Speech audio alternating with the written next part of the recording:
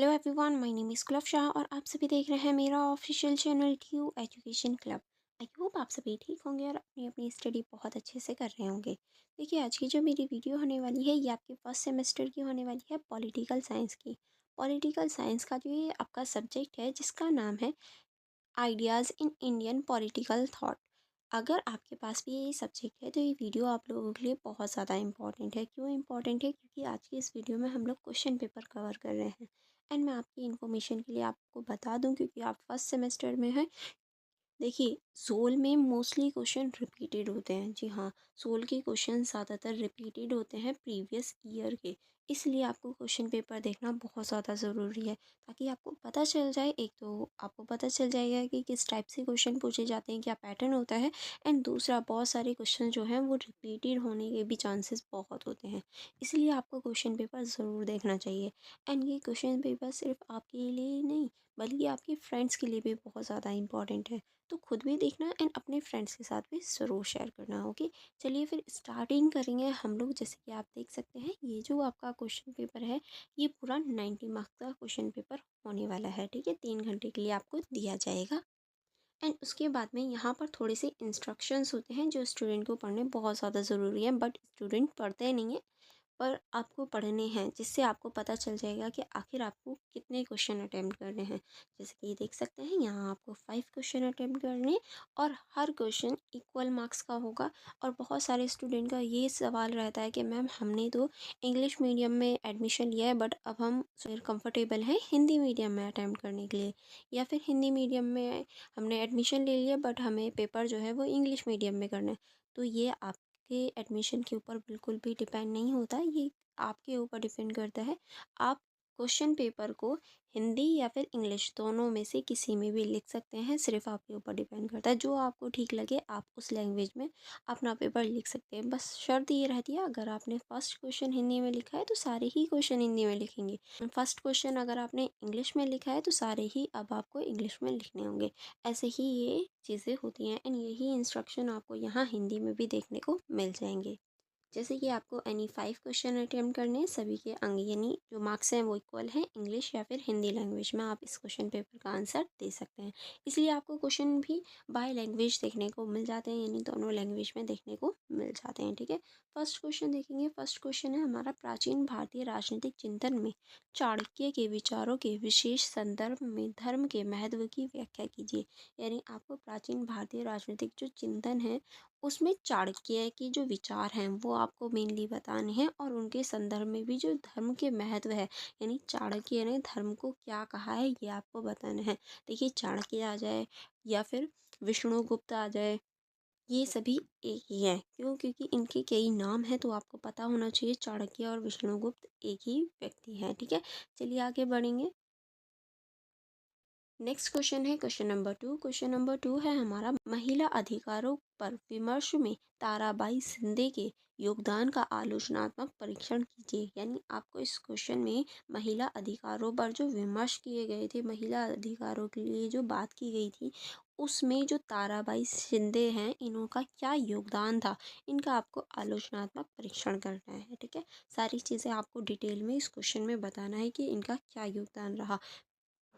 पहले आपको इस क्वेश्चन में ताराबाई शिंदे का थोड़ा सा इंट्रोडक्शन देना है। फिर उसके बाद में जो महिला अधिकार थे, कौन कौन सी बातें चल रही थी, क्या चीज़ें थी, ये सारी चीज़ें आपको थोड़ा सा इंट्रो में बताना है। फिर इसके योगदान के ऊपर बताना है। ठीक है, एट द एंड आपको निष्कर्ष लिखना है। इस तरह से आपको ये क्वेश्चन अटेम्प्ट करना है। फिर उसके बाद में आप क्वेश्चन नंबर 3 देख सकते हैं। क्वेश्चन नंबर 3 है हमारा, विवेकानंद का राष्ट्रवाद भारतीय आध्यात्मिकता और नैतिकता में गहराई से निहित है, व्याख्या कीजिए। यानी जो विवेकानंद का राष्ट्रवाद है वो भारतीय आध्यात्मिकता और नैतिकता में गहराई से है। किस तरह से या कैसे हम देख सकते हैं, ये आपको व्याख्या करनी है। यानी इसके ऊपर आपको मेनली व्याख्या करनी है पूरी। ठीक है, उसके बाद में क्वेश्चन नंबर 4 हो जाता है। क्वेश्चन नंबर 4 है हमारा, महात्मा गांधी के आधुनिक सभ्यता पर विचार का आलोचनात्मक परीक्षण कीजिए। यानी महात्मा गांधी के क्या विचार थे आधुनिक सभ्यता के लेकर, या आधुनिक सभ्यता पर वो आपको बताना है। तो किस तरह से अटेम्प्ट करेंगे, पहले महात्मा गांधी के बारे में थोड़ा सा इंट्रो देंगे, फिर उसके बाद में आधुनिक सभ्यता क्या होती है ये आपको थोड़ा सा इंट्रो देना है। पहले सभ्यता के बारे में आप बताएंगे कि आखिर सभ्यता आखिर होती क्या है, फिर आधुनिक सभ्यता क्या है, ये आपको हेडिंग्स बनानी है, ठीक है। उसके बाद में महात्मा गांधी के क्या विचार थे आधुनिक सभ्यता पर, ये आपको हेडिंग बतानी है। फिर उसके बाद में आपको सारी चीज़ें लिखने के बाद एट द एंड निष्कर्ष लिखना है, ठीक है। इस तरह से आपको, और उससे निष्कर्ष से पहले आपको आलोचनात्मक जो परीक्षण है वो भी करना है कि इनके क्या विचार थे, किस तरह से थे, और क्या क्या चीज़ें इन्होंने नेगेटिव या पॉजिटिव कही थी, वो सारी चीज़ें आपको इस क्वेश्चन में अटेम्प्ट करनी होगी, ठीक है।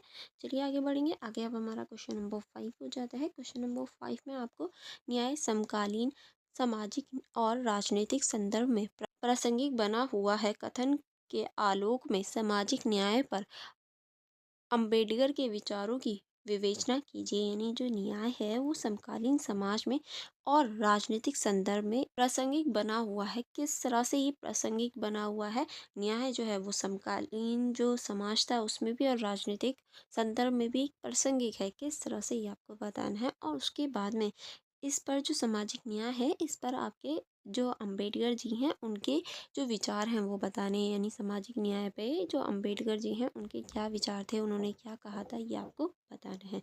उसके बाद में ये हमारा क्वेश्चन नंबर 6 हो जाता है। क्वेश्चन नंबर 6 है हमारा हिंदुत्व और हिंदू राष्ट्रीय के विचार के बीच संबंध पर सावरकर के दृष्टिकोण पर चर्चा कीजिए। यानी जो हिंदुत्व और जो हिंदू राष्ट्रीय के जो विचार आया था उसके बीच में जो सावरकर जी हैं उनके जो एक तरह से विचार थे हिंदू राष्ट्रीय और हिंदुत्व को लेकर, वो आपको इस क्वेश्चन में अटेम्प्ट करने हैं।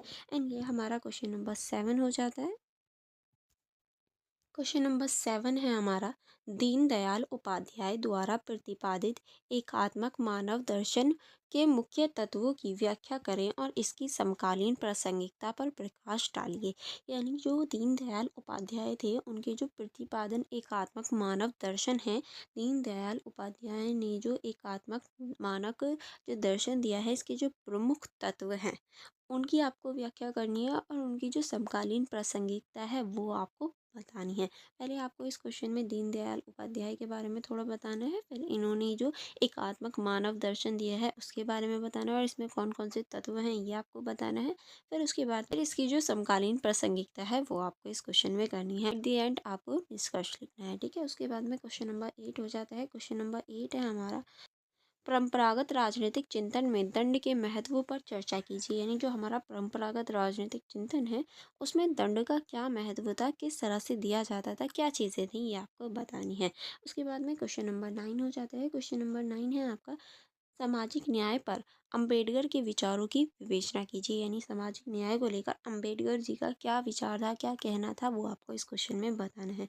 उसके बाद में हमारा क्वेश्चन नंबर 10 हो जाता है। क्वेश्चन नंबर 10 है हमारा एंथनी जे पेरल के अनुसार हिंद स्वराज की वह कौन सी विशेषता है जो इसे एक क्लासिक बनाती है। यानी आपको जो एंथनी जे पेरिस हैं इनके अनुसार बताना है कि हिंदू स्वराज की ऐसी कौन सी विशेषता है जो इसे क्लासिक बनाती है, ये आपको डिस्कस करना है इस क्वेश्चन में, ठीक है। एंड यहाँ आपका पूरा ही क्वेश्चन पेपर कंप्लीट हो जाता है। अगर आपको किसी क्वेश्चन में या कहीं डाउट रहता है तो आप मुझसे पूछ लीजिएगा। Otherwise for more information, for more connectivity आप मेरा टेलीग्राम ग्रुप ज्वाइन कर सकते हैं, मेरी इंस्टाग्राम ID चेकआउट कर सकते हैं एंड मेरी जो यूट्यूब चैनल है उसको भी ज्वाइन कर सकते हैं। इन सब का जो लिंक है वो आपको डिस्क्रिप्शन बॉक्स में मिल जाएगा, तो आप डिस्क्रिप्शन बॉक्स चेक करना मत भूलिएगा। अगर आप मेरा Telegram group and Telegram channel join कर लेंगे तो आपको मेरी अपकमिंग वीडियोस की जो लिंक है वो भी इजीली प्रोवाइड हो जाएंगे। एंड अगर आपको कोई क्वेरी या कोई क्वेश्चन भी रहता है तो आप मुझसे वहाँ पूछ सकते हैं, मैं वहाँ आंसर दे दूँगी, ठीक है। अगर कोई और भी डाउट रहता है तो आप मुझसे कमेंट बॉक्स में भी पूछ सकते हैं। एंड ये क्वेश्चन पेपर सिर्फ आपके लिए ही नहीं, आपके फ्रेंड्स एंड आपके जो फ्रेंड्स हैं उनके लिए भी इम्पॉर्टेंट है, तो अपने फ्रेंड्स के साथ भी ज़रूर शेयर करना, ठीक है। चलिए फिर हम मिलेंगे नेक्स्ट वीडियो में। Thank you for watching everyone.